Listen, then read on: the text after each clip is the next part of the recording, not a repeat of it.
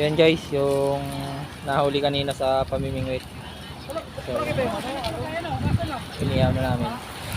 Yan guys. So, yan. Dito kami nag-ihaw sa tabing dagat lang. Pati lang dito. May mga babato. Gusto. Sabi ba nagbigay tayo ng ano, pag-ipit eh. Yan guys. Yan. Medyo madilim na. Walang ilang. Ayan pa, mayroon pa dyan. Dami eh.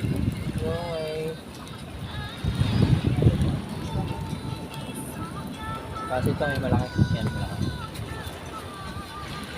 Isang malaki.